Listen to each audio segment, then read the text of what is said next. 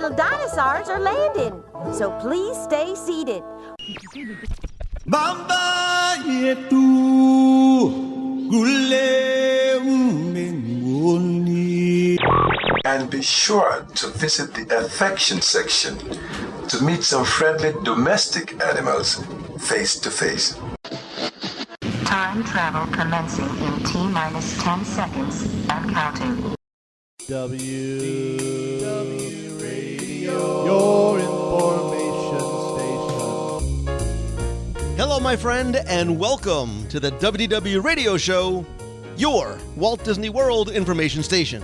I am your host, Lou Mongello, and this is show number 473, and I'm here once again not only to help you have the best possible vacation experience when you come to Walt Disney World, or Disney Cruise Line, or Disneyland, but I also want to help bring you a little bit of Disney magic wherever you are with this podcast, my live video every Wednesday night, my books, audio tour, the blog, the newsletter, lots more. You can find everything over at WDWRadio.com.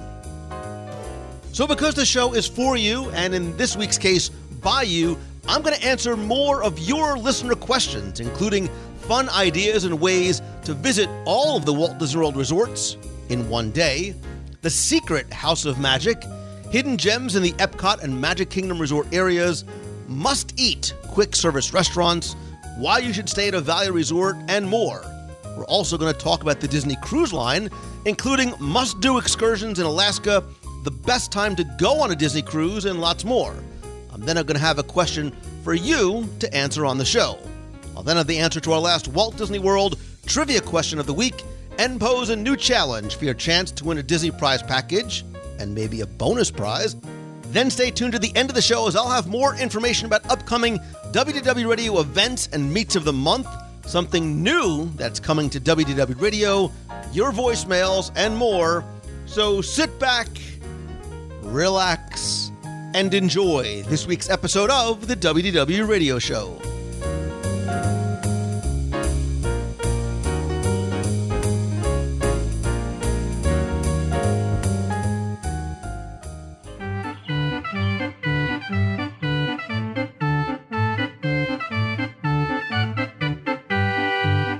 Before we get into this week's show, just a quick reminder to please join me every Wednesday night at 7:30 p.m. Eastern for WDW Radio Live, where I do a live video broadcast and interactive chat with you. We can chat about the week's Disney news. You can ask me anything. I usually play 20 questions and have a contest with prizes. And as of last week, there's a new feature on the show where, just like a traditional radio show, you can call in and be heard on the air live. You can ask me a question, share a comment, whatever it might be. We had a lot of fun trying it out last week. Again, that's every Wednesday night. But I also do additional shows, oftentimes unannounced, from the parks and resorts. This week, I'm on Thursday. I'm going to be someplace special you definitely want to join me for. I'll put a link in the show notes to a quick 30-second video showing you exactly how to turn on notifications on your mobile or desktop device so you don't miss any of the live broadcasts and chats. Also, quickly recapping last week's show, I invite you to please go and check out the brand new LouMongello.com site, thanks to my friends over at MSK Digital Media. You can find out about my speaking, coaching, a new mastermind group that's forming, as well as my Momentum workshop weekend coming this fall to Walt Disney World. I'm going to have an announcement about that date and specifics coming very, very soon. You can also find a link to our new t-shirt and logo shop over at WDWRadio.com/shirts. There's actually a sale going on right now.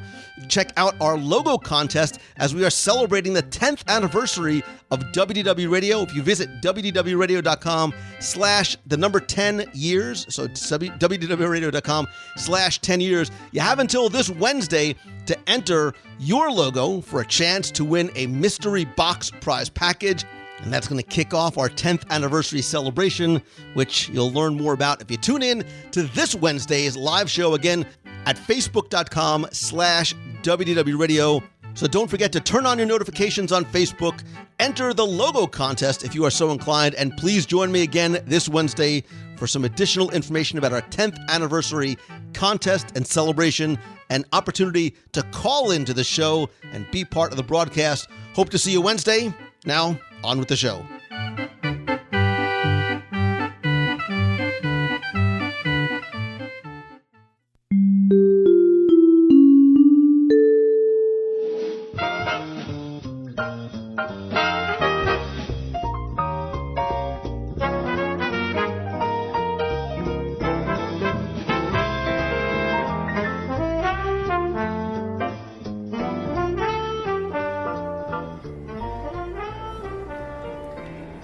Lake Buena Vista, 2017.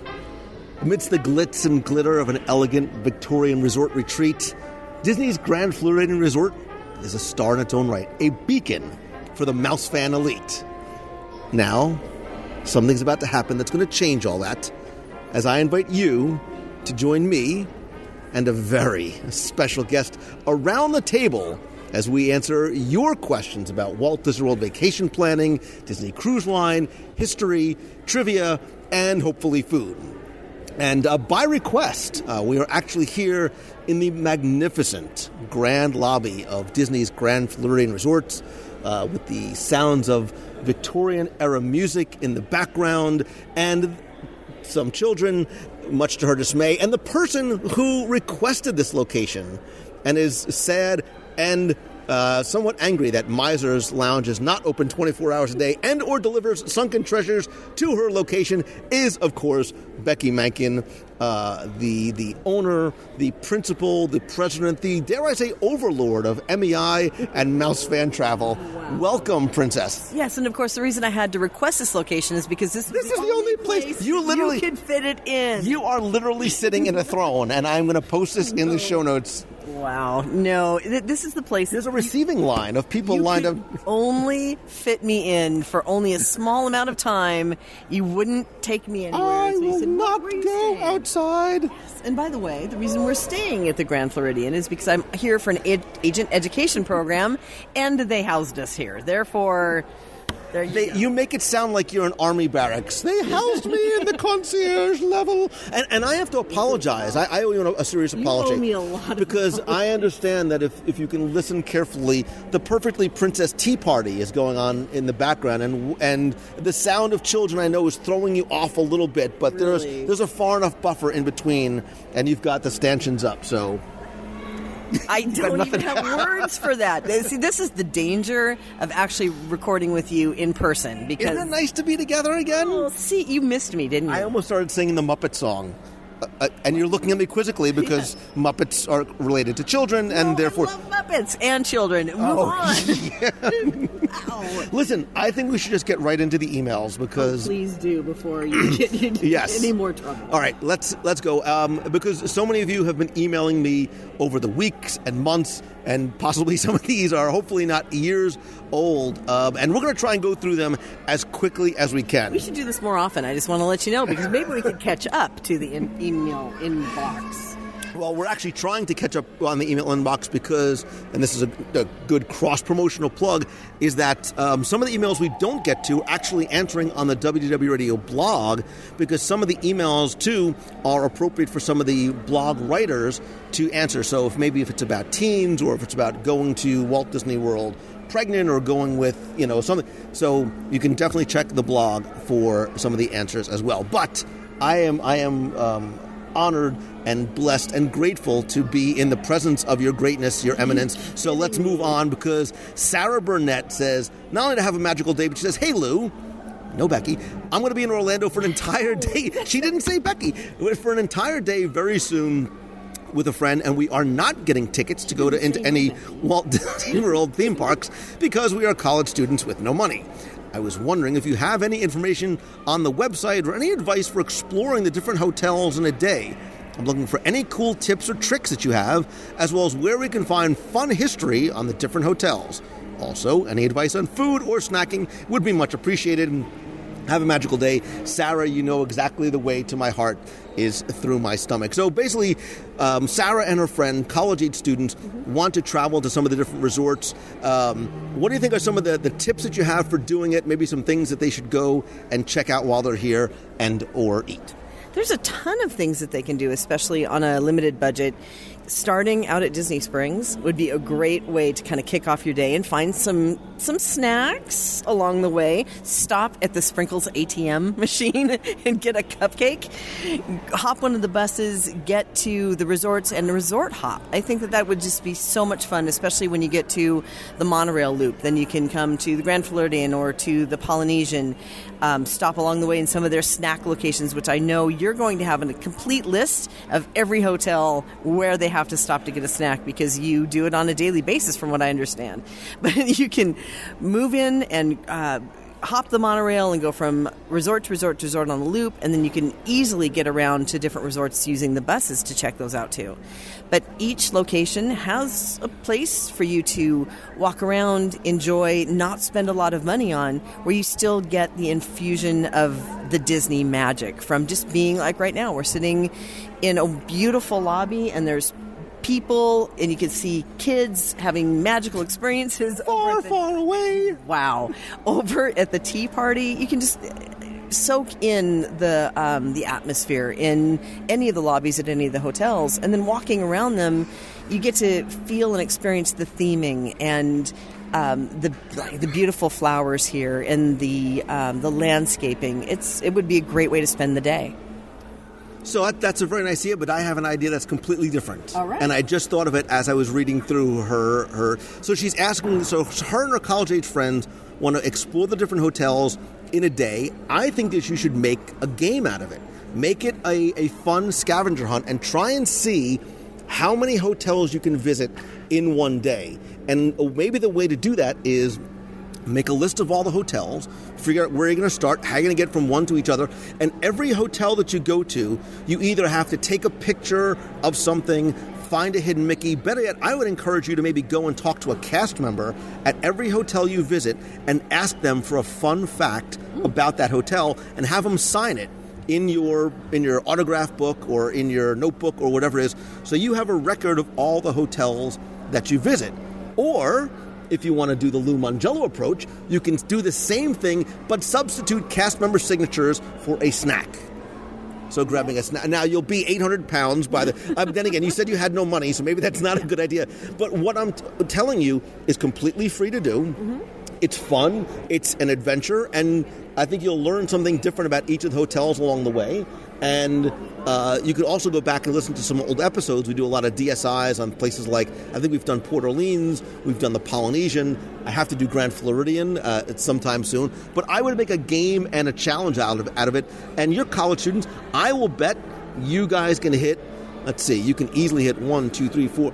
I'll bet you could do 15 hotels, 20 hotels, no sweat. Oh, easily, with the ease of getting around on the transportation. And I think that's a really good idea, asking a cast member in each location, especially if you're looking for the history or the little hidden nugget that they might be able to tell you about the resort. That's a great idea. And that just sparked an idea now that I have. We'll have to talk about after I'm going to steal that idea and use it elsewhere. Matthew Lish says... Again, hey, do I sound like you that? just did it. You just did the Becky voice. I did not do the Becky. Okay. Hey, Lou, hope this email... Stop hitting me. Hope this email finds you well. I'm a big fan of the podcast and the site and find your knowledge of Disney to be truly remarkable. Thank you. I'm a huge Disney fan myself, and I hope to be a mechanical engineer one day for WDI, that's Walt Disney Imagineering to me and you, and we'll be visiting the parks next week. My question is regards to the House of Magic at Disney's Hollywood Studios. My family and I are all magicians and performers. Wow. I dig that. And I've heard there's a secret password that can get you in. Is this true? If so, do you know the password so some magic and Disney lovers can get in? Thanks so much. Keep up the great work. Matthew, the magnificent Lish. I love it. And I love the fact that you and your family are all magicians and performers. Because how many people, and I'm raising my hand, bought the little magic kits when they were, 8 years old and wanted to be a magician. And did you make rabbits disappear? Did you get a pet bunny and play magician? And I didn't have a pet bunny, but I did want to be a magician, and I have little card tricks, and I have the stick with the different colored gems on it, and then you wave your hand over it and they change colors. I was not a very good magician, but I know some people. A good friend of mine, Larson, is a fantastic close-up magician, and I am fascinated and incredibly impressed. So, Matthew, I dig it, and what you're referring to is the now extinct House of Magic facade in Disney's Hollywood Studios. So, quick history. The original House of Magic, which was my favorite place, I'm going to cry every time I tell the story, was located on Main Street, USA. Don't laugh at me. Cry? Yes. I'll take pictures. Don't worry, guys. I got this. Because she has a small, tiny black heart, like a little piece of coal. every time I came with my family, my dad would let me pick something out as a souvenir when we left, and I would always want to go to the House of Magic. And I remember as a kid feeling like I kept the poor guy in there forever, because I would have them demonstrate things. I would pick something out, and they had all the masks and stuff on the corner, and I always like to pick up, and I still have, because somebody sent me one, the little levitating King Tut that... Forget it. Anyway, the House of Magic closed, but on Hollywood, on Streets of America in Hollywood Studios, there was a facade for the House of Magic. Now, there's been going around for a long time a rumor on the interwebs that if you walked up to this House of Magic facade and did the secret knock and knew the secret password or went up to a cast member, they would actually take you inside. And there was actually something behind that facade in this House of Magic. Unfortunately, my understanding, having spoken to people and seen the backside of not just water, but that facade, is that was an urban legend. There was nothing behind that facade. There was no secret room. I thought everything was true on the interwebs. I'm so disappointed right now. If they're listening, if I'm wrong and there was something in there that I did not know the secret magician's code to get into, I would love to hear stories about it or obviously see pictures of it. So, Matthew, I think, unfortunately, the House of Magic is going to have to remain a memory in our minds and hearts. That would have been cool, though. Think about it. If there was something of that nature, how cool would that be? You mean sort of a secret location that you have to sort of know the password or lock or combination to get into? Yeah, that would be kind of cool. Like at another theme park that you won't talk about, there are places that if you hit the buzzer on the right door, the minions are... I'm Becky Mankin, let me into Club 33. All right, I'm going to move on to Joe. Wow. I'm going to move on to Joe Maniaci's question. He is from beautiful downtown Detroit, Michigan. Can you explain again the amount of love you give? Directly proportionate to the amount of grief I give you. Thank you. Hey, Lou, I'm a former college program cast member who loves listening to the show. Your knowledge of hidden gems around property is amazing. So here's my question. My wife and I have a 1-year-old daughter who will be taking to Walt Disney World for the first time this fall. I don't know much about the WDW Meets of the Month or history or biology. That's a reference to an old song, Becky. But do you know about any upcoming dates as yet? How large are the meetups and where are they typically held? Bonus question. It depends on how many stanchions we can get for the line to meet you. As a college program cast member back in 2006, my time was not spent partying at Vista Way, but instead spending every possible minute exploring the little corners of WDW property. Some of my best memories were finding quiet places to myself and soaking up the atmosphere. I know from listening to the show that your favorite quiet place in Epcot is the outside dining area near Katsura Grill, but I'm curious as to what other places you found that you consider, quote-unquote, hidden gems in the Magic Kingdom, around the Mongello Resort area, and the Epcot Resort area. Thank you. God bless. Joe Maniaci from Detroit, Michigan. All right, so first things first. You're going to give away your hidden gems. Not yet, but I'm going to go to the Meets of the Month. So the Meets of the Month are held every month in Walt Disney World, sometimes on the road. They are usually in the parks. Sometimes I try and do them outside the parks in case you don't have admission tickets. But it's a way for us as a family and a community to get together, whether you have come before or have never been before, whether you come alone or you want to bring the entire tribe. Becky, children are allowed at Meets of the Month, just so you know. And they're actually encouraged because it's not, and I do them not so that you can come and meet me. It's a way for me to be able to meet you, to look you in the eyes, to shake your hand, to give you that hug, to hear your story, and to say thank you for listening and for the friendship and the love and the support and for allowing me to do what I do.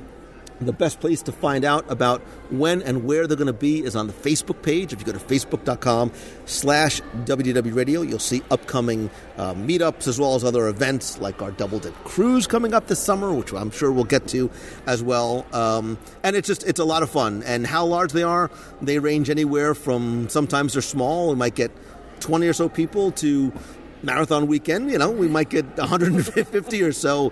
But I will tell you this. There are always going to be two things that are consistent. They are There's more than two things. They are fun, they are free, they are open to everyone, and they're usually around food and restrooms. And sometimes it's the last minute till you find out about them because it can be just a couple of weeks before you announce them. Hopefully we'll get better about announcing the dates. Because my schedule is so dynamic, and I try and find something that's like, as accessible to as many people as possible. Yeah, and what's really great about it, though, is meeting people in person and seeing their face and putting faces to the names and putting faces to the people on the Wednesday shows in the chat box. It's really fun to meet people face to face. So it's a great opportunity. And so he also wants to know about some of my... Now, Joe, you're asking me to give away like my secret spots, which means they won't be secret anymore. But I will. I've done that in Epcot with Katsura Grill, yeah. and still that is still. If I go missing, you might want to check there first, because I'm probably outside, sitting in the shadow of the bamboo trees near the waterfall. I want the bamboo thing that has the waterfall, like out of Kill Bill Volume 1. That's what I think about every time I'm back there. Just saying. Interesting that's the movie you reference. Anyway, all right, so Katsura Grill in Epcot is certainly one. You wanted some here at Magic Kingdom and the monorail loop, and Becky, I told you this one because we were looking for a place to record. One of my other favorite ones is actually right here at the Grand Floridian. There's actually not one, but two. Ooh, okay. And they're very close to each other. So we are sitting in the main grand lobby by the birdcage elevator. If you take this, as Becky would, or if I would take the stairs up to the second level, right at the top of the stairs, there are 3 or 4 couches right there. Usually there is nobody up there. Usually you are going either to one of the shops. Becky is usually on her way to Meisner's Lounge. But they're very, very comfortable couches there. There's some tables if you want to do work there. But if it's a nice day, or more importantly, a nice evening, you go right out the doors there, and there are about 2 or 3 tables covered that overlook the Seven Seas Lagoon, and it overlooks the pool and the water play area. And I have actually done live shows out there before, and there's a very, very nice, usually very quiet place to get away. Usually there's nobody out there. Fun fact, that same patio can be reserved for a private dinner. Like if you wanted to do a romantic dinner, they'll have the butlers from V&A. I need to assure that no one is there. I want my dinner. You just like saying the word butler. You just like having a butler. Cool. That is kind of cool. However, it's a great idea because we get a lot of people ask us all the time, how do I propose? What's a special thing I can do to propose? And you just reminded me of that because that is one of the places that I've had a client. We booked it. They just came over here to just check out the resort. He led her up to the second level. They went on the patio and they had a beautiful table set up for just the 2 of them and a big box sitting there underneath the on the plate underneath the dish thing where they lift it off. So the butler came over and lifted it off, and he got on his knees and proposed to her. I'm merely a humble butler, sir. What exactly do you do? I buttle, sir. What movie? Planes, Trains, and Automobiles. You don't know? I don't know. First email I get that tells me the butler quote will win a prize. I will send you a prize package. A coaster? Better than a coaster. Becky will be your butler for the day. Oh, wow. There you go. Oh, you would be so cute as a butler. So do you have... All right, let's go. All right, very quickly. Other hidden gems in Magic Kingdom around the monorail resort. So that is one of my favorite locations here. Over at... There's actually a lot of places at the Polynesian. Especially one of the places I love going is right outside of Captain Cook's. Yes. You don't even need to be on the Trader Sam side. Right outside of Captain Cook's, again, with the waterfall and the sounds of the pool area and the children's playing in the background and the boats off in the distance, I like a lot. In the Magic Kingdom, some of my favorite locations, like near the exit of Peter Pan's flight, there used to be a really nice spot in the shade with air conditioning outside there. Do you have any sort of secret... I mean, I know yours are usually... There's a secret code word that gets you in, but... Wow. Not really. There are a couple places in Magic Kingdom I like to go to chill in a way and just kind of watch the crowds and watch the people, but they may not be what you're thinking. Believe it or not, sitting on the People Mover just getting up on the people mover and having the little spot to yourself and going slowly around the area and watching the people below you and watching all of the going through the attractions. It's just that for me is one of those places that I kind of go to relax and chill out. But another place that I kind of hide, Tom Sawyer Island. I really kind of like... Even with all the children? Would you stop it on the children thing? You know how much I love children. I've been planning your daughter's I think they're delicious. birthday party for like 8 years now. So, just saying. I also like to go up to the train station and hide out up there. And again, just people watch or find a bench. There's a lot of benches in different places that you can just sit, enjoy, people watch, soak in the music and the atmosphere. That's kind of my favorites. So, when you said Tom Sawyer Island, the place that I go and I work there a lot sometimes is Aunt Polly's Dockside Inn, in that sort of covered rotunda. You can see the Haunted Mansion. Yep. You can watch the riverboat go by. You can watch the people go. You can watch the parade as the parade passes by. What's that from? Jeez Louise. I dated a lot. Also, clearly I did not date. I was not watching movies. Over at the Contemporary, you heard from our recent review, excuse me, Contempo Cafe, or even over the really big comfy chairs over at Outer Rim Lounge. You don't have to order a drink or anything. That's a perfect. You're like a dog. It's like I hit on your word. So, yeah. And if you, the listener, have one of those secret locations that you like to go, just sort of get away and quiet to be relaxed and soak up the atmosphere. Yeah, and if you look at Epcot, my favorite thing to do there, and it always has been after Illuminations get out, walking the opposite way around the lagoon, so you can, as people walk out the other direction, you've got the quiet and the music and the lights. And what are you laughing at? You are so laughing at me. But you know what I think we have to do, though? We have to find the quiet little place where you can get that drink that's like 24 ounces. There you go. Okay. So my friend Michael Steinmetz says, "Hey, Lou," and of course, Becky. Oh, thank you. Finally. Back on show 364, you and Tim did your top 10 quick service restaurants. Excuse me. It was a great episode, but I know that restaurants and menus are constantly changing in Walt Disney World. So my question is, are there any new must-eat quick service restaurants? I know that Disney Springs is getting tons of new restaurants. I love it there, by the way. And my wife and I want to eat well on our upcoming trip. So thanks for all that you do. Hopefully you can come back to New Orleans. We missed you when we were here last. I missed you as well, and I do miss me some New Orleans. Thank you, Michael Steinmetz. So he's looking for some of the new must-eat quick service restaurants. So I know this is somewhat outside of your comfort zone because you don't stand at counters and you like your food to be brought to you. That being said, Becky Mankin, one of the places, so you mentioned Disney Springs, Morimoto Asia Street Food is quick service. Walk up, you can sit right outside. Again, you're looking over the springs. I love Disney Springs, and there is an upcoming show about the springs, especially now that it is, for the most part, completely open. I think Morimoto Asia is great there. I think the Daily Poutine is really nice there, too. There's actually a quick service walk-up to Frontera Cucina as well, and there's lots of little places to sit throughout. There is the food trucks over by the little food truck park there as well. Let's see, any new must-eat quick service restaurants? So let me sort of think quickly in...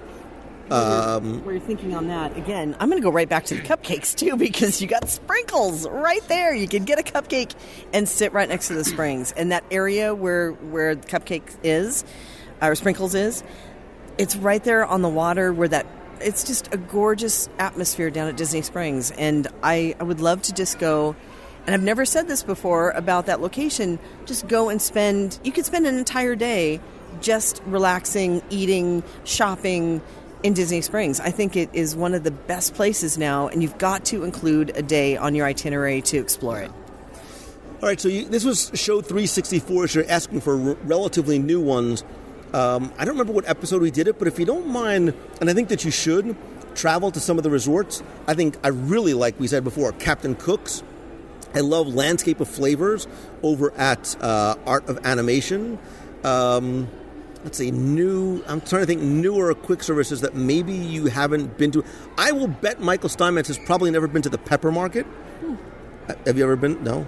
You don't even know what I'm talking about. It's a moderate resort. I'll explain to you what those are when we're done. You're so I am totally focused on things that aren't. I'm thinking. I know he asked for new, but some of my favorite places aren't that new, and I keep gravitating back to them because once you've had the roast beef mac and cheese, you can't not have it. Pot roast mac and cheese. Yeah, and the teriyaki bowls at Yak and Yeti, yum. I mean, these places, it's almost like the Cozy Cone in Disneyland. Once you've had it, you crave it when you get there, and it's hard to go and find something Good Gandhi, that's a good time right there at the Cozy Cone Cafe. Oh, no, my gosh, we did, Flo's now has a new menu that you're gonna love. I can't stop it, I'm excited. All right, next, Thesis. Oh, no. That's what it says. Thesis. Me when it starts out like if that. you have only one day to visit Walt Disney World, which park would you visit and why? Favorite child. Backstory. Hey, Lou. I am Rob Melton from Southern California. I'm fairly new to the community and love the podcast. Thank you and thank you. I was referred to the show from our mutual friend Frank Casano, a.k.a. Frank from Texas, who is now Frank from Europe. Shout out to Frank, Ashley, and Frankie. From whatever. It's Europe-ish. My wife is graduating this year with her bachelor's degree, so as a graduation gift, I'm taking the family on the WDW Radio podcast Disney Dream Cruise in June. Woo-hoo. The crowd goes wild. After checking out the timing of the cruise and our current schedules, I think there might be the ability to squeeze one day in at Walt Disney World immediately after the cruise.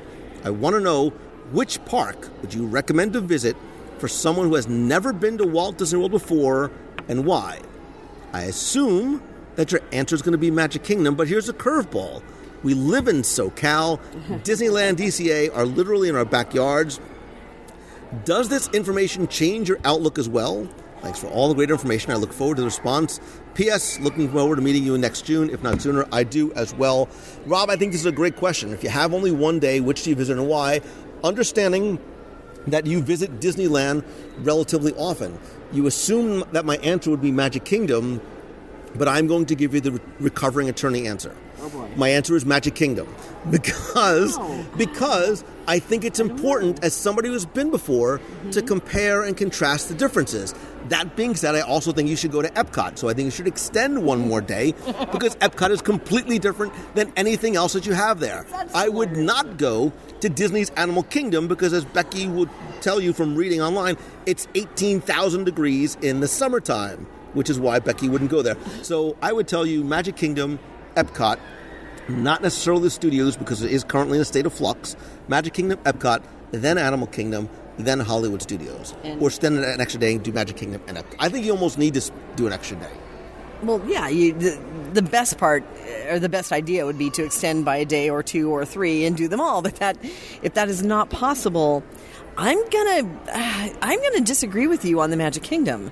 Because if they do, he made it a point to tell us he is in the backyard of Disneyland. So, yeah, you do want to compare and contrast. But if you only have one day and you want to experience something you've never seen before, a different side of Disney, I'm thinking Epcot, really. I mean, if it's just the two of them and two adults especially, then you have a lot of doors opening up to you to attractions and things that Disney provides in the Disney Magic that isn't the Magic Kingdom that they've come to know and love at Disneyland. So that, and I almost would say, if you have one day, try to do two parks. I know, but if you do Animal Kingdom as well, with all the new stuff that's happening at Animal Kingdom, assuming that this summer, by that time, a lot of the new stuff is going to be open, I think I would say Animal Kingdom. I'm going to turn it around. Okay. If I have Walt Disney World in my back pocket and I go all the time and I'm going out to Disneyland for the first time, I can only visit one park to go to Disneyland or California Adventure. Oh, well, I guess it depends on when it would be. There you go. See, because I think you have to visit Disneyland. No, but see, yeah, you do, but that's different. I really, the Cozy Cone, as big of a draw as it is not enough. No, I'm gonna say, if you have one day in Disneyland, you can actually do Disneyland. The question was, Counselor, you can only do one park. But, Counselor, at the very beginning, you said that you would say extend a day. So I'm just saying extend a park. My question to you is different than your question to me. I'm telling you only have one day in one park. All right.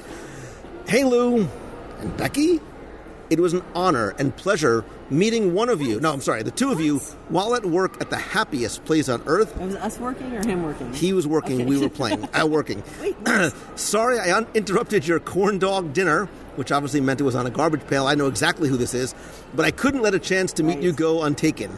Completely made my night. Anyway, I've been wondering, what are some of the... Becky, you can just sit back for this one. What are some of the best benefits of a value resort? I'm planning for a trip later this year, or maybe early next year, and I'm curious about the quality of food, the entertainment, the transportation, etc. of the values. I want to get a great resort experience for my first ever trip to the world, and I'm wondering if you can find that in the values. Thank you for your help and for your wonderful podcast. Your friend, Jake Schachtel. So, Jake, first of all, thank you for what you do as an exceptional cast member over at Disneyland. I remember meeting you at the end of Main Street as I was inhaling my corn dog. So his question was, he's wondering if he can get a great resort experience for his first ever trip to the world at a value resort. I can actually make an argument that in order to have the best possible vacation experience for the first time out here, I would almost recommend that you go to a value resort.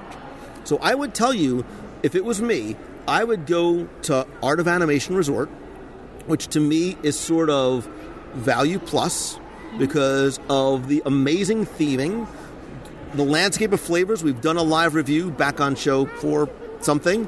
The food there is excellent. There's a wide variety of options. There are the pool is huge. There's music underwater, Becky.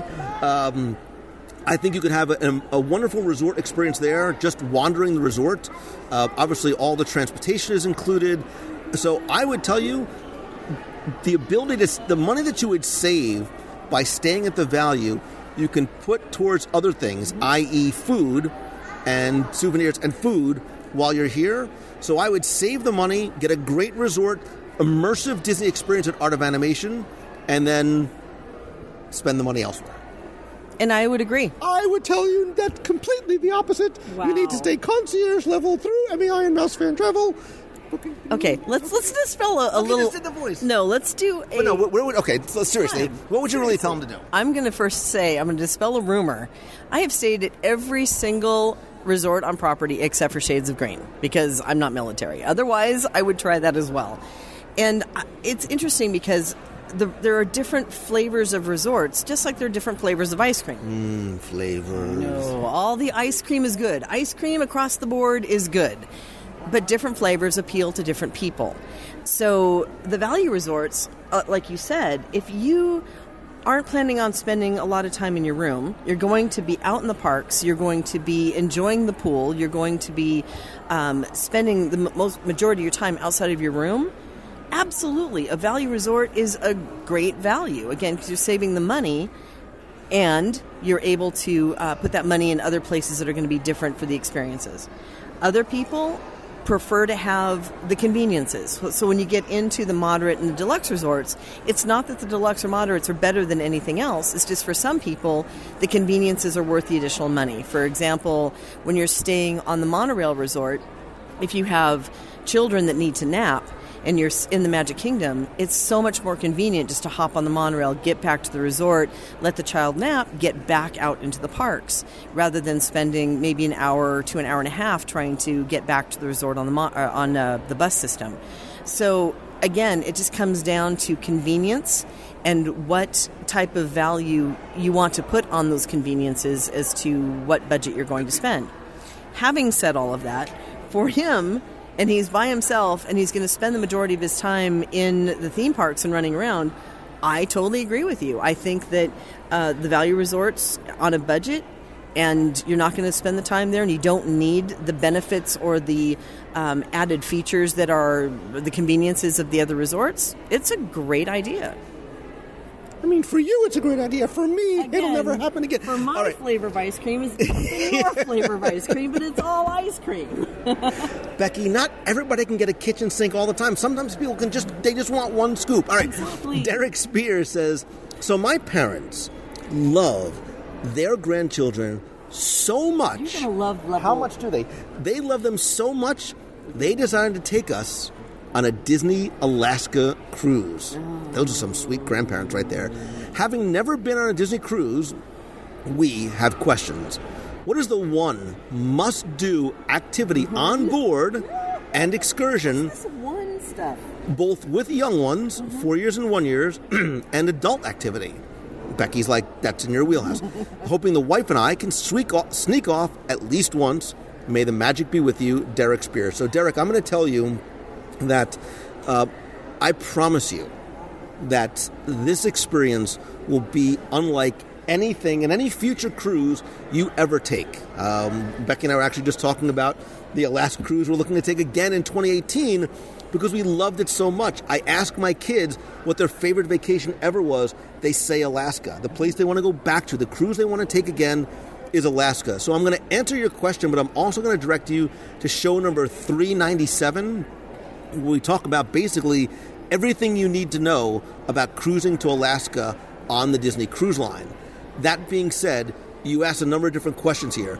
The one must-do activity on board, the one must-do excursion with young ones and adult.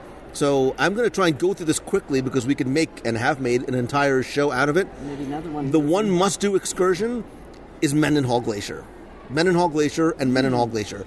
There is nothing more majestic and beautiful. It moved me to tears to be in the shadow of something that was so beautiful. And it's something that you can do together as a family. And even though your kids are young, especially the 1-year-old, but your 4-year-old will see it and understand it and appreciate it and enjoy being actually on the glacier. If you're looking to sneak off with your wife at least once, obviously I'm going to tell you that Apollo dinner is the way to do it. Unlike Becky who does it every night, you should at least do it just one night, because as a parent who is admittedly protective of his children, the first people that ever watched my kids alone was Disney Cruise Line. It wasn't even like my mom and dad, because I trusted them enough. So you can put them in the kids clubs and spend a couple hours and have some adult time on your own and enjoy a nice quiet meal without lots of sippy cups and bib. Or unless that's how you roll. Unless you guys want to wear sippy cups and bibs, that's fine. What? Come right back to me on sippy cups and bibs. I was just thinking about that. And Mendenhall Glacier is, especially for the ages of the kids. There are other excursions that I could recommend for a different family of different age children. However, I think you're onto something with Mendenhall Glacier because you do get to see the natural beauty in all its splendor and not have to go on a helicopter to do it. You can see a glacier. There's a lot of walking trails. And one of the things that we did on ours is we did the Mendenhall Glacier and then whale watching package, which for some people is a great combination because you get both in one day. However, what we missed was all of those walking trails. And there's an area, and they're very well protected. They are lifted up on paths that you can actually look down sometimes in the right seasons, and there's bear and cubs walking around too, and the rangers are there to make sure that everybody's safe and that the bears don't interact with the people. But that one excursion right there has almost everything that Alaska has to offer in one little package, between the natural area, and when you have children that are 1 and 4, you don't want to tire them out, so that actually is a good option. So I'm with you on that. The getaway thing, get the kids into the club, or get the babysitter service there, and Apollo night, or I'm going to go with the Apollo night. But then again, you also have the brunch in the morning too. So if you, I think there's something. I think there's something. I'm sure you probably have not had many date nights, but I remember the first time we put our kids in the club. Mm-hmm. And my wife and I, we walked away from the club and we're like, well, now what do we do? We're just not used to having no kids with us. It really can be a bit of a romantic date night. You can go, especially in Alaska, Becky, you're going to want to spend time maybe after your dinner, not just walking off all the food that you ate, but taking advantage of being able to walk outside on deck and look at the beauty of Alaska, which, unlike the Caribbean cruises, is so close to you, depending on what night you go. It's so beautiful. The other thing that I would say is for the day that they plan to go to the glacier. And when I say plan to go to the glacier, sometimes fog, other things do prohibit the ship from traveling up the fjord and to see the glacier. It's rare, but it does happen. But have a plan for that day. If you have a balcony, take advantage of that, because upstairs on the top decks, it's usually packed with people. If you have a balcony, you can have breakfast brought in, and you can enjoy that depending on what time, or lunch, depending on what time they start going and heading up the fjord, which is usually about an hour and a half to 2 hours from the moment that you enter the channel. But really plan out that day, almost like you would in the park. Know where you want to be, know when you're going to eat.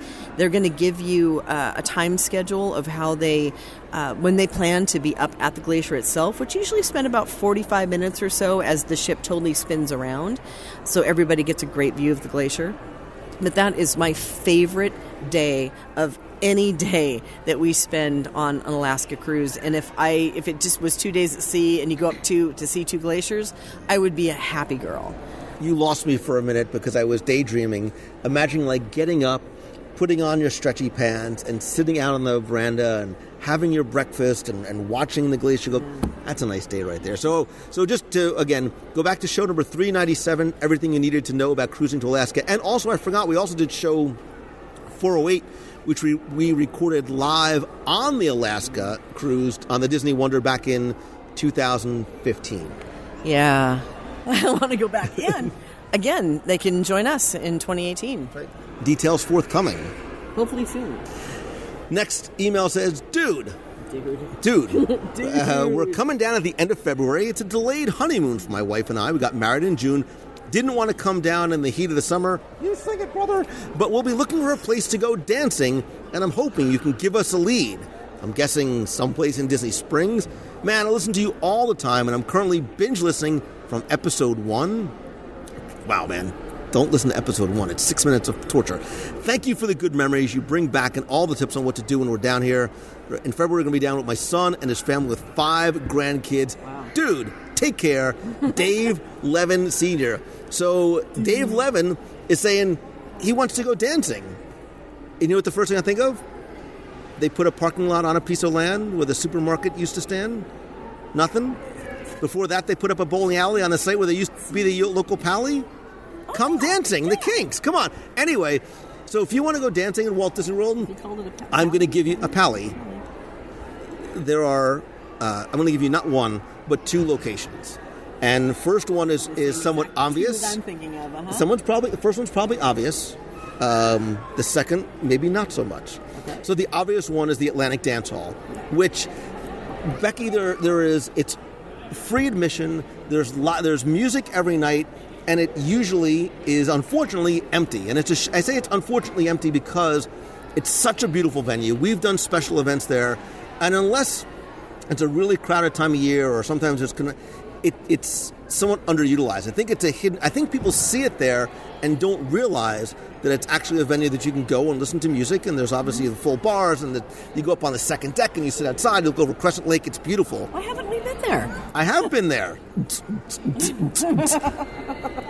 I don't know why I'm the only guy wearing Cavaricis, though.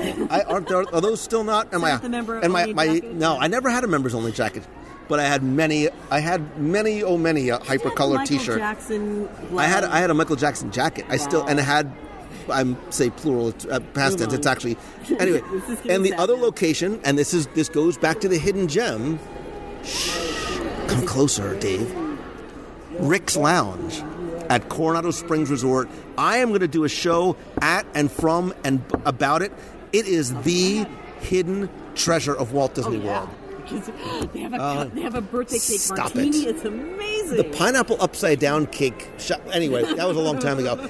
But it is a hidden gem. The only time I've ever seen it, quote unquote, crowded is when there's a convention in town. But they have food. They have a private area. But they have great music in there for dancing, and it's not a cavernous venue. It's relatively small and intimate. There's comfy couches in the back. That's where 1986 Lou Mongello comes out. I have I have seen that. You don't want to see that. Nobody has really seen that. Recorded, so eventually that might make its way to the internet. The other one too, maybe for the February deal, because it's family friendly, and he says he's got the grandkids. They do dance parties in Disney Springs as well. DJ comes in and they do a dance party out there that's family friendly. And I was there. DJ Elliott was spinning the night that I was there. And the kids were having a great time and everyone is dancing and running around. And then we got to see the drone show right above it. So that's another opportunity. Obviously, Tomorrowland, the dance party in Tomorrowland with the characters. I know you hear that music go on, you run for the hills, but it is fun, and the Incredibles characters are out there as well. But I read it, and Dave, forgive me, I read it as you want to sort of, put on your Sunday clothes. There's lots of world out there, and hit the hit the planks like Mannequin's Dance Palace. Oh wow, that brings up an old memory, doesn't it? Or many.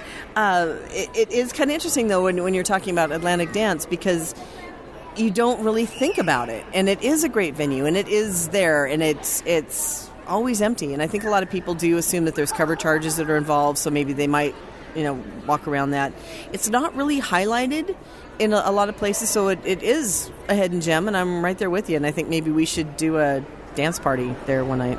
Listen, you know about the event that I've been talking about for years, yes. that we're gonna make that happen this year. This year? Or maybe next year. But we're gonna plan it this year. Okay. All right? I'm going to hold you to it. I will hold you to it. Let's start. You look at the calendar when we're done here, and we're going to, today or tomorrow or the next week, the next month, we're going to choose a date for that, and we're going to make that happen. And if you've listened to the show before in the live broadcast, you probably know what I'm hinting at. All right, let's lightning round through a couple other questions. We got to get. All right. Hey, Lou, my husband and I are new listeners, but already huge fans. We have a trip to Walt Disney World coming up to celebrate our 4-year anniversary. Becky's freaking out. Wow. And your show is helping us make it as we count down the days until we get to go home. Smiley face emoji. We have recently been talking about going on a Disney cruise and our first cruise ever. We've listened to some of the podcasts regarding the Disney Cruise Line. There's lots of them. And we're wondering, we're going to do this quickly, Becky. What is the best time of year to go on a cruise? Thank you so much for bringing some Disney magic to our home. You know what a big fans of the cruise you are. You have to pick one, Becky, one best time of year and why to go on a cruise. Okay. Go. But see, I need something.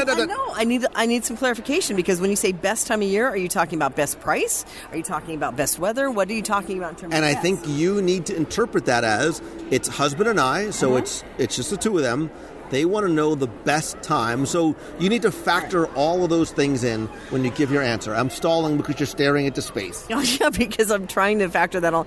If you don't have to worry about kids and the school calendar, and you're looking for the best, the mixture of the best price and the best cruise opportunity, you're probably looking at fall. October is really good. You do have quote-unquote hurricane season between September and November, but a ship is a perfect place to be during a hurricane, because they will go somewhere else. If you're not completely dedicated and married to having to go to one of these ports, just know that during that time period, the prices are much lower, but you may not go to one of the ports on the itinerary because there might be a storm and they have to keep everybody safe, so they head around it. So September, October, early November before the holiday, beautiful time to go when crowds are a little bit lower, therefore the demand is lower, so the prices are lower as well. And I would say always, always, always, always, I'm going to keep pushing this more and more because we are seeing it more and more. Know what you want to book when they open it up. Like right now, we're starting to look at the later part of 2018. Book it as soon as things open, because you're going to get the best possible rate, because the rates increase as the ships fill. And in some cases, some of those really hot itineraries like Alaska or Europe, those can almost double in price after even just a few weeks of being open. So you really want to be on it, know what you want. However, the thing to keep in mind too is that, let's say for a moment that you are booking now for 2018 or later part of 2018, and things change in your life and you need to move the date, but you think you may want to go but you're not sure. book it. Book it, and if you need to, move the date. That's okay too, but lock in that rate when it first comes out. So that's a tip, but again, I want to really push that. The earlier you book, the better the prices, and the prices on Disney Cruise Line are only going up. So I'm going to try and answer that same question in a somewhat different way, because I think that there are especially now, Becky, there's so many factors to consider when you're sort of making your grid about choosing the best time. Mm-hmm. There is price. There's obviously destination. Yeah. There's departure port. What ship do you want to take? Some people may want to be on the newer ship. Some people may want to be on the reimagined Magic. I think something else to consider too, beyond the weather, and I agree with you, I would go September, October, or I would go spring. Again, you're not in the heat of the summer and the expense, the cost of going in the summer. I think something else that Disney has done relatively recently, which is maybe, I don't know if I would do it on my first cruise, but something else to consider too, are the themed cruises. Star Wars cruise, look in my eyes, hear the words that are coming out of my mouth. Marvel cruise out of Miami, Yahtzee. There's also the Halloween cruise. You know, going during Christmas time, which we just did, it afforded you a very different type of experience. Right. I was going to say, let me clarify that, though. When you said Christmas time, don't go Christmas itself, because that's going to be a higher rate. Yeah. But they do start their Maritime cruises around the 1st of November. So we hit the very first one, and we sailed on November 4th.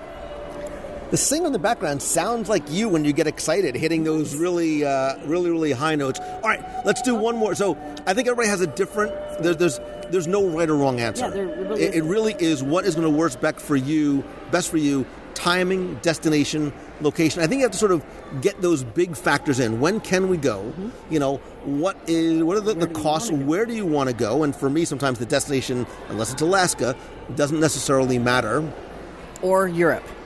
Europe will factor in huge as well, Alaska and Europe, on the itinerary. So the other thing, too, is think about when you're thinking about sailing to the Caribbean, it's not always out of Port Canaveral. There's also ships that are sailing out of Galveston, Texas, and out of Miami, Florida as well, and those may not be as full or as popular from those destinations. So those might be... Or New York.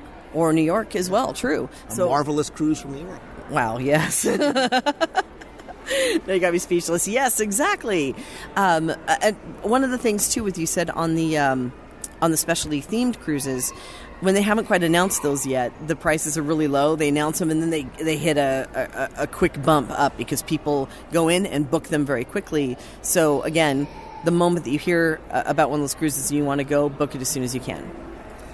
And of course, you can book it with our friends and get a free no obligation quote from. And I think, and this is, and I meant to sound like a plug, but it is, because it's like going to Walt Disney World. It can be an overwhelming experience. Mm-hmm. Trying to figure out when should I go, the whole booking process, what level of cabin should I be at, all these different things. If you are new to the process, that's where you guys come in and can be helpful, because you've done them all before, and you can help guide people to what you think is going to be the best option for them. Yeah, absolutely. And consulting through the pros and the cons of the different destinations, the different ships, the different time periods, we can help you with all that.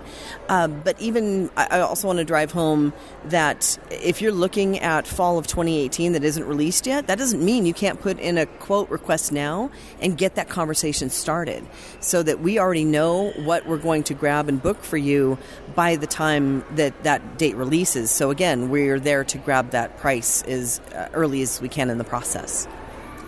Marvel in Miami. I'm just saying. All right, let's do one last question. I'm sorry. Let's do one last question, because we are, shocker, running along. And this comes from my buddy Paul, who says, "Hey Lou, I have a question about the Star Wars half marathon weekend at Walt Disney World in April 2017. This will be my first half marathon. Congrats, brother. And I am planning on doing the Dark Side Challenge with my friend. We're most likely going to fly down on Friday and fly back on Monday, so we are on a tight schedule. We both have annual passes and plan on eating at a restaurant in each park with our ADRs so we can visit them all. This is why we're friends. My question is, I'm going to read this with a straight face.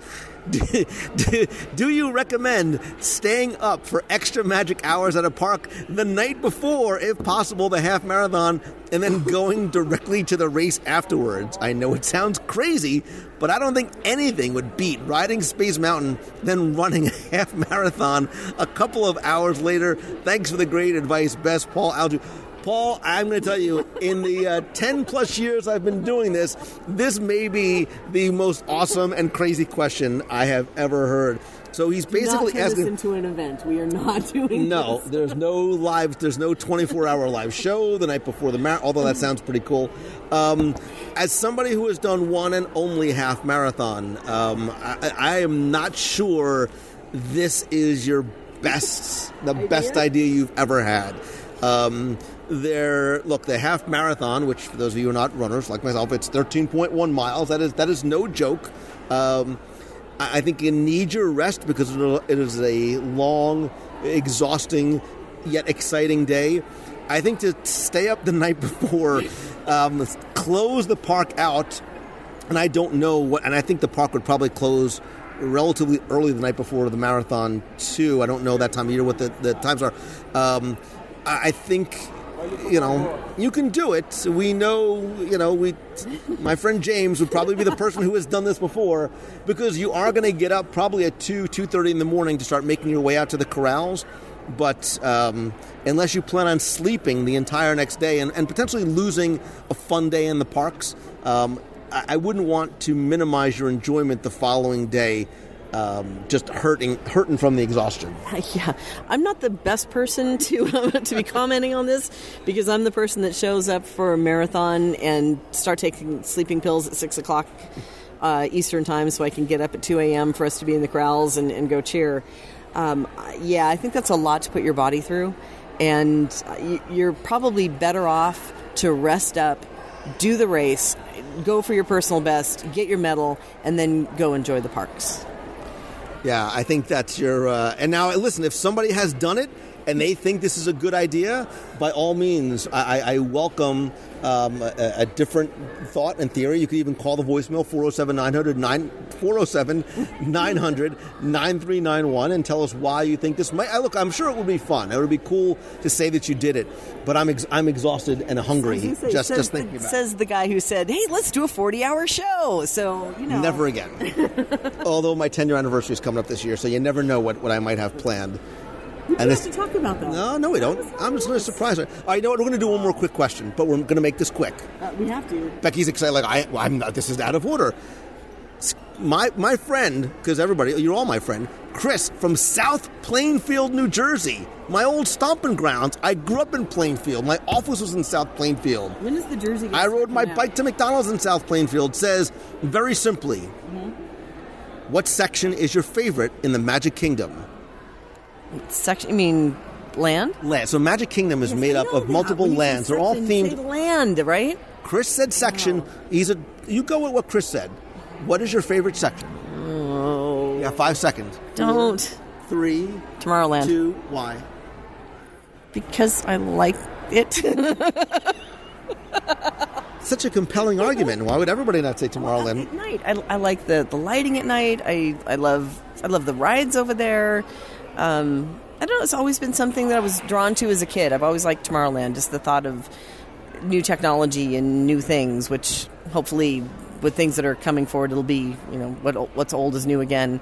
But I like that, but it's like picking your favorite child. I love Main Street. I love Tomorrowland. My answer would be none of them. I think tomorrow, there's no wrong answer, because everybody has reasons. New Orleans Square with Haunted Mansion. Hey, he's coming to Walt Disney World, so I think New Orleans Square isn't Disneyland, Princess. I know you're at both parks so often, you just can't tell the difference.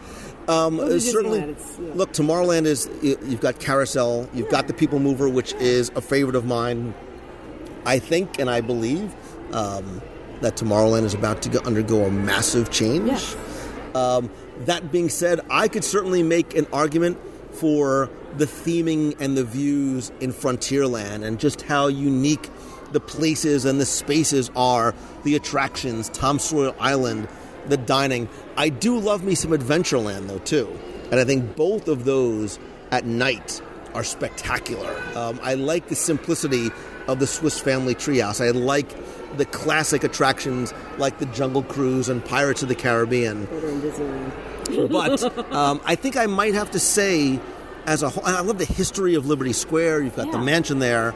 But, I originally thought Adventureland, but I'm going to say Frontierland.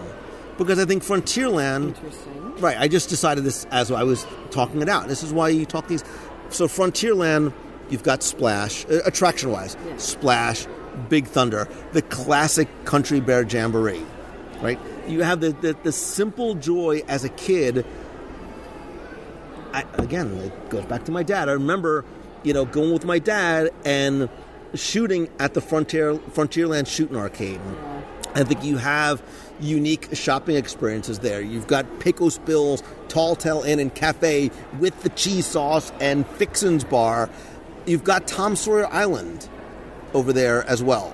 And I think you also, the views that you have, I think that I love the story of Frontierland, how it tells the story of America and ties directly in to nearby Liberty Square, the horticulture, the landscape. So there you go. There's no right answer. And Main Street USA. See, Main Street, that was the other thing, is that I know days that I've gone into the park and never left Main Street.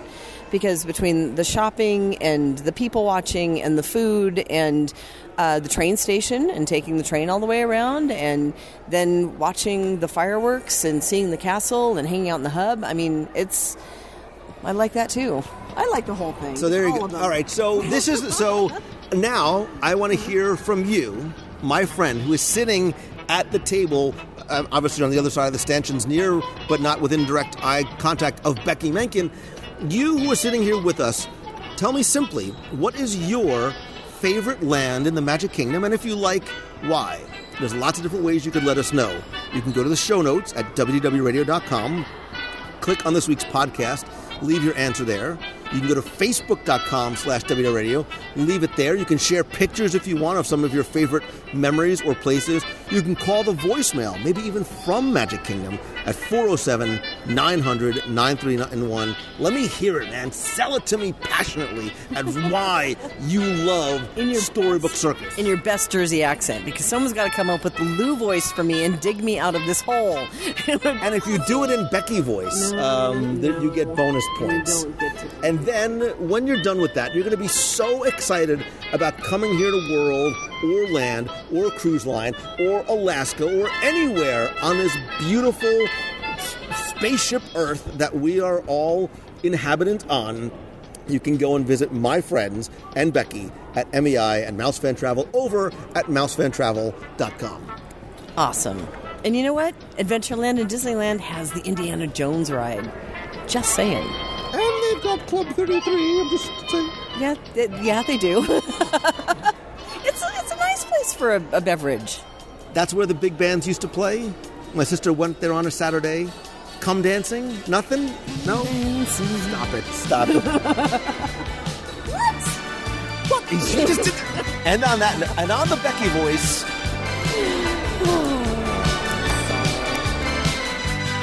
They put a parking lot on a piece of land where the supermarket used to stand. Before that they put up a bowling alley on the site that used to be the local pally. That's where the big bands used to come and play. My sister went there on a Saturday. Come dancing, all her boyfriends used to come and call. Why not come dancing? It's only natural.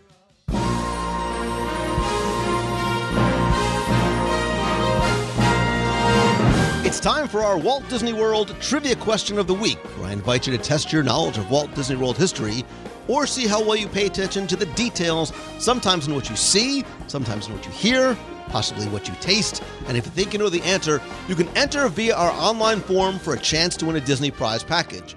Before we get to this week's question, let's go back, review last week's, and select our winner. So last week I was talking about how I had recently spent a lot of time in the parks, working on scavenger hunts, taking around some friends, and I had visited a favorite attraction of mine, so I gave you a hint right off the back that it was not an extinct attraction I was looking for, and all I asked you to do was finish this sentence from a Walt Disney World attraction. Don't worry, Dad. Someday, everything is going to be so automated, you won't ever have to cook another blank. That comes from the retro, super futuristic final scene from Carousel of Progress, where Grandma is continuing to be the resident flying ace. Cousin, Uncle Orville, clearly has some issues that have kept him in the bathroom like for decades, and Dad has once again burned yet another Christmas turkey, and that's exactly what we were looking for. We were looking for a Christmas turkey from Carousel of Progress. And once again, last week, you were playing for the 102 Ways to Save Money for and at Walt Disney World book, all 7 of my virtual audio walking tours of the Magic Kingdom, all of which you can find in the shop at WDW Radio.com. You're also going to play for a WDW Radio Magic Band cover, some WDW Radio stickers, and the oh-so-very popular, yet not sold in stores, insulated hot and cold travel mug. And last week's winner, randomly selected from the nearly 1,000 entries we received, is Harold G. Reed. So, Harold, congratulations. You used the online form. I've got your mailing address. I will get your prize package out to you right away. But if you played last week and didn't win, don't worry about it. Thanks for playing, because here is your next chance to enter in this week's Walt Disney World Trivia Challenge. So since this week's contest ends on Super Bowl Sunday, and really many of us are just watching for the commercials, your question this week is to tell me, who was the very first NFL player to say, "I'm going to Disney World," after winning the Super Bowl? But wait, there's more, because I have a bonus question for you. And if you get the bonus question right, you're playing for what is behind door number 2, which is not a 1982 Chrysler Cordoba. Instead, it's even better than that. It is a WDW Radio t-shirt. So tell me, for a bonus, you don't need to get this in order to enter the contest, but as a bonus, whose idea was it to use that phrase, the "I'm going to Disney World" phrase, as an ad campaign for the Disney parks? You get that right, you get a WDW Radio t-shirt, so be sure and put your shirt size in the form. If you want to enter the contest, you have until Sunday, February 5th at 11:59 p.m.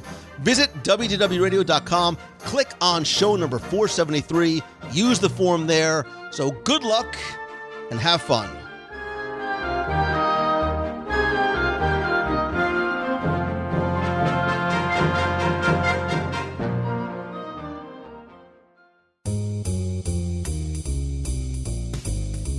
That's going to do it for this week's show. Thank you again so much for taking the time to tune in this and every week.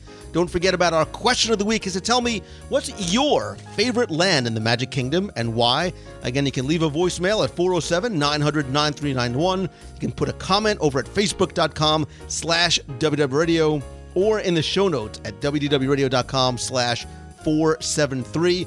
I also want to thank some of the new members who joined, the hundreds of you who are part of the WDW Radio Nation family, including some longtime members like Corrine Terwilliger, David Potts, Father George M. Goulash, Philip Broom, Sean Groundwater, Karen Musgrove, and Sarah De Leon.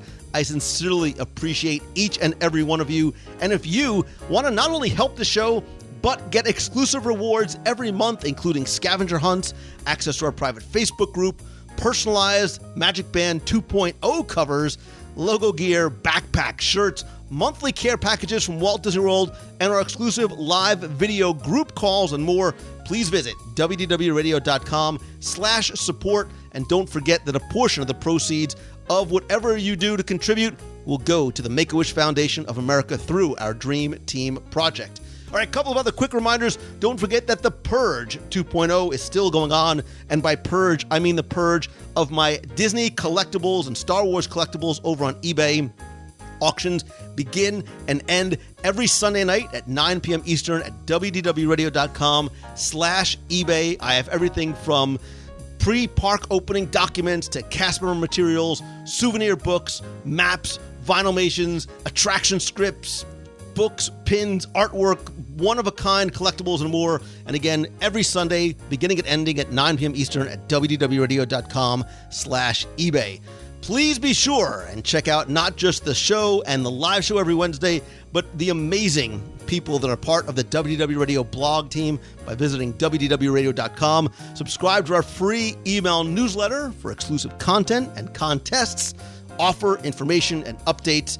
Again, I want to hear from you. If you have a question that you want answered on the show, you can email me, lou@wwradio.com, or call the voicemail, 407-900-9391. I love hearing from you, so you can follow me over on Twitter, Facebook, Instagram, and Pinterest. I am at Lou Mongello, and as much as I love connecting with you online, you know that if we've met in the past, nothing beats a handshake and the hug. Visit the events page over at facebook.com/WDW Radio. Our next meet of the month in Walt Disney World is most likely going to be during or right before the Princess Marathon weekend, around February 23rd or so. Stay tuned to the event page for updates, probably coming this week. There's also still room to join us on our double dip cruise to Castaway Cay, June 25th through the 30th. We've got another event coming up this summer, D23 Expo, Shanghai, Alaska 2018, all the running events and more. Again, you can find everything over at WDWRadio.com. And as I mentioned briefly earlier, I am also going to be traveling a lot to speak at conferences and schools throughout the world this year. And if I could maybe come to speak to your school, your event, or at your conference, you can visit LouMongello.com. And while you're there, if there's a way that I could maybe help you turn what you love into what you do and build your brand and business, you can find out about our upcoming mastermind groups or working with you one-on-one. Again, that's over at LouMongello.com. Thank you so much, Becky Mankin from Mousefan Travel, not just for joining me again this week, but for the amazing job that you and your team have done for me and my family and friends over the years, helping us plan vacations to world, land, cruise, anywhere on planet Earth. You can visit them over at mousefantravel.com for a free, no obligation quote. And little Timmy Foster, still cranking out Celebrations magazine over at celebrationspress.com. And as always, my friend, and you are my friend. Whether we have met yet or not, all I ask is that if you like the show, please help spread the word.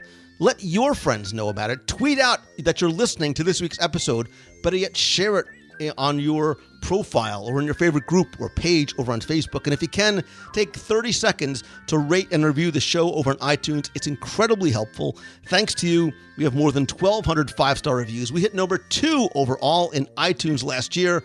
I want to thank Taylor Fry, who says, my New Year's resolution is because I love learning everything I can about Walt Disney World. It makes it so much more fun listening between classes and on long flights. Listening to WDW Radio every week is a resolution I know that I am able to keep. And Jimmy of Iowa says it's a great podcast. It's fun and entertaining. I just got one of Lou's audio tours, and I'm excited to listen while I am exploring the Magic Kingdom. Thank you, Taylor and Jimmy, and all of you who have led reviews. To find out how to leave a review or link directly to iTunes, visit wdwradio.com/iTunes. And once again, my sincerest and humblest and greatest appreciation and thanks to you for taking the time to listen, for making me part of your day or your drive or your workout or your walk or whatever it may be. And I hope that you are on the path to doing what you love. And look, if you want something that you don't have, then you need to change what you are doing. And it doesn't have to be a big change. It could be a small step, as long as you, as Walt said, always keep moving forward. I hope that you have your best day, your best week ever, and I hope you'll join me again next week and or on the live show. See ya.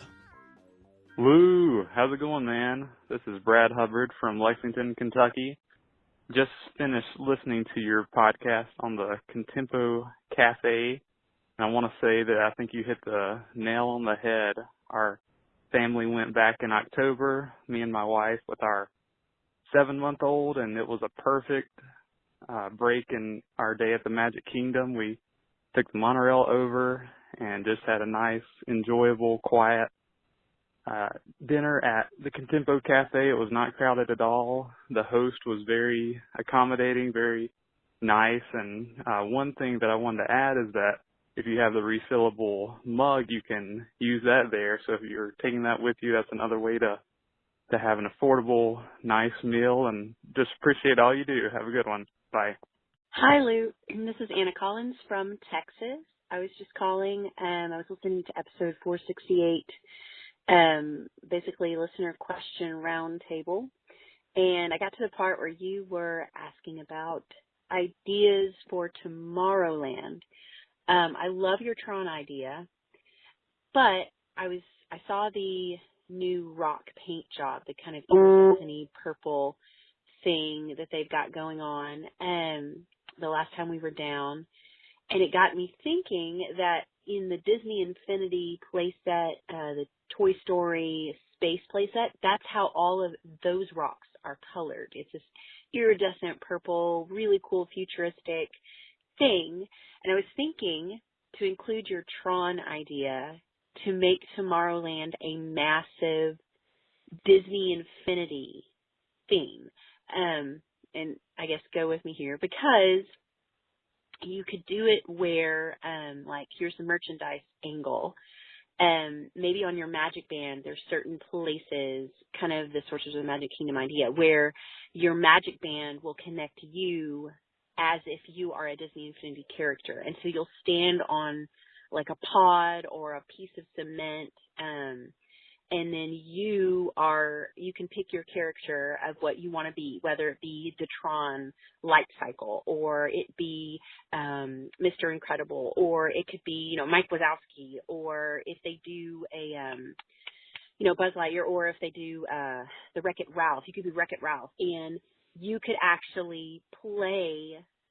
Maybe there's screens or something, and so you see yourself, and you can actually play maybe like a Dance Dance Revolution type thing within Tomorrowland on a projection screen. And so, that would tie in better, like the new Wreck-It Ralph concept. You could even do classic Disney with bring in Carousel of Progress. You could bring in all these things, and it could tie everything together and be sort of futuristic without having to completely abandon the future aspect for the properties that Disney has, such as Wreck-It Ralph, which is not really futuristic, but it's a game base, so that would tie in with Disney Infinity. Anyway, those are my ideas. I hope you have a great day, and maybe I'll see you next time we're down. Hi, Lou. This is Megan Eichner here. We just enjoyed your podcast about the Contempo Cafe. We love the Contempo Cafe. We're staying at Bay Lake Tower this week, and we've eaten there twice, actually, already. We thought you should have tried the pot roast grilled cheese sandwich on brioche toast. It is actually wonderful. But the things you talked about were also good. My husband loved the caprese flatbread. So thanks for the podcast. It was really great to listen to. You were in a place that's one of our favorites to eat in. Thanks a lot. Bye. Good morning, Lou Mongello. It's Darlene Nagy from West Seneca, New York, and you guys are 152 days away from the Double Dip in Castaway Cay. That is going to be so much fun. Oh, my gosh. I can't wait to hear all about it, and I wish you the best cruise out. And good news is we are planning our trip to California to go to Anaheim and San Diego and hopefully maybe Laguna or Huntington Beach. Maybe drive up the coast. I don't know. But it's 228 days away for Disneyland. Yay! I'm so excited. It's cold in Buffalo. It's like 34 degrees and wet and snowy today. Have a wonderful, magical day. You've got a friend in me.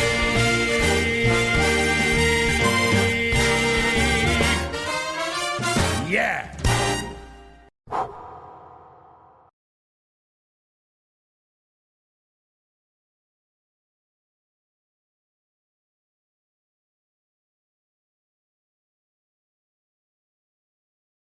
Off with their heads! Off with his head! Off with his head! If I lose my temper, you lose your head. Understand? Someone's head will roll for this. Yeah! Off with her! Off with her! Off with her head! Off with her head! You fellas could use a good laugh.